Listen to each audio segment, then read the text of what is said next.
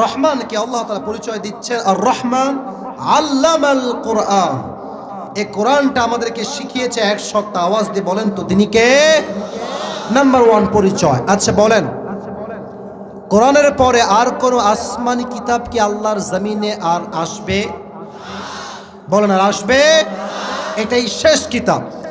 আচ্ছা বলেন তো, পৃথিবীর সমস্ত ধর্ম গ্রন্থে, সমস্ত বইয়ে চেঞ্জ হয়েছে, বাট কোরআন এমন একটা কিতাব, from beginning to the last nothing has changed in this Quran. ঠিক কিনা বলো?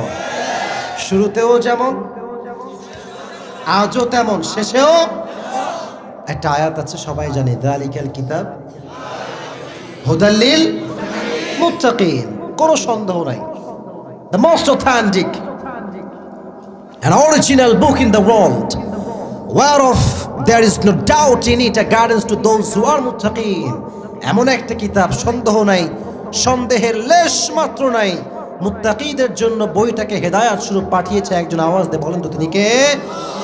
আচ্ছা আপনারা সবাই রবীন্দ্রনাথ নাম শুনেছেন? বামের লোকরা কথাই কয় না, শুনছেন? জাতীয় কবি কাজী নজরুল ইসলাম নাম শুনেছেন?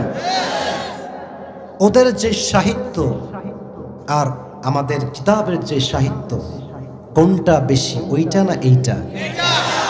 আল কোরআনের মতো সাহিত্যপূর্ণ কিতাব আল্লাহর আকাশের নিচে জমিনের উপর দিয়ে আর কিচ্ছু হতে পারে না। ঠিক কিনা বলেন যুবক ভাই?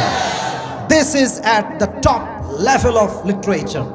ভাষা সাহিত্যের সর্বোচ্চ উঁচু শিখরে যে কিতাবটা পৌঁছেছে, এই কিতাবটার নামই হচ্ছে আল কোরআন। ঠিক কিনা বলো যুবক ভাই?